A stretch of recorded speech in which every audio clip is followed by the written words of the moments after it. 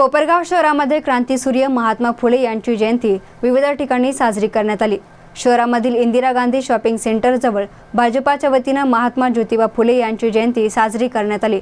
या प्रसंगी आमदार स्नेहलता कोल्हे, शरद नाना थोरात, कैलास जाधव, योगेश बागुल, प्रदीप नवले, संजीवनीचे संचालक विवेक सोनवणे, कैलास खैरे आदींसह मान्यवरांची उपस्थिती होती।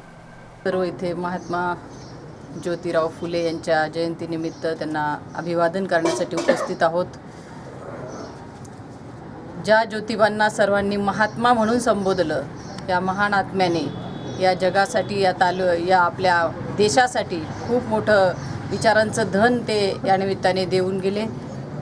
ते ज्येष्ठ विचारवंत, लेखक, समाजसुधारक असं सर्वार्थाने त्यांचं कार्य आहे। विशेषतः स्त्री शिक्षणाची मुहूर्तमेढ त्यांनी क्रांतीज्योती सावित्रीबाई फुले यांच्या निमित्ताने त्यांना प्रथम शिक्षिका स्वतःच्या पत्नीला बनवून जवळजवळ 250 वर्ष आज झाले इथे खऱ्या अर्थाने स्त्रियांना त्यामुळे शिक्षणाची दारं खुली झाली।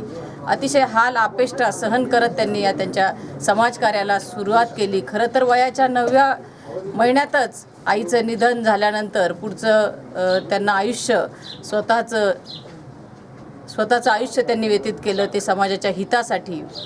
आणि शेतकऱ्यांचा आसूड या पुस्तकाच्याद्वारे त्यांनी शेतकऱ्यांच्या व्यथांना एक वाचा फोडून दिली। आणि त्या काळी खरं तर आजचे जे काही काळाची गरज आहे हे विचारांची पेरणी त्यांनी त्याच काळात केली होती। त्यावेळी त्यांनी तोटीने पाणी द्यावं लागेल, शेतकऱ्यांनी अशा पद्धतीने पाण्याची सुद्धा बचत करायची, निसर्गाचा ऱ्हास होता कामा नये, असे वेगवेगळे विचार त्यावेळी खरे तर समाजामध्ये पेरले। म्हणून आज आपण खऱ्या अर्थाने त्यांच्या विचारांच्या वारसा घेऊन आपण सगळे वाटचाल करत आहोत। सकाळी टीव्हीवर बघितलं, ज्योतिबांना महात्मा म्हणावं की क्रांतिबा म्हणावं, खरं तर क्रांतिबा आणि महात्मा हे दोन्हीही नावं त्यांच्यासाठी खूप महत्त्वाची आहेत। कारण एक खूप मोठी क्रांतीची चळवळ त्यानिमित्ताने त्यांनी या देशामध्ये सुरू केली। कुठेही उच्चवर्णीय किंवा नीच असा भेद न करता सत्यशोधक समाजाच्या माध्यमातून समाजातला त्यांनी खूप मोठे विचार त्यांनी दिले की कोणीही हीन नाही, सर्व आपण ईश्वराची लेकरे आहोत आणि शिक्षणाशिवाय गती नाही विकासाला, शिक्षण हे महत्त्वाचं आहे, अशी शिक्षणाबद्दलचे अतिशय मोलाचे विचार त्यांनी समाजाला दिले। विद्येविना मती गेली, मतीविना नीती गेली आणि नीतीविना गती गेली, गतीविना वित्त गेले, वित्तविना शूद्र खचले, इतके अनर्थ एका अविद्येने केले।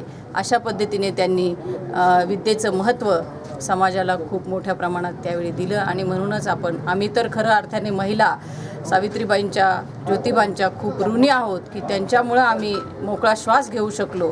त्याच्या ज्या रूढी परंपरा होत्या, जी जोखडं होती, त्यातून थोडीफार मुक्ती महिलांना मिळाली आणि शेतकऱ्यांच्या प्रश्नांना वाचा त्या काळी फोडली की ज्या आज शेतकरी आजही झगडत आहे त्याच्या प्रश्नासाठी।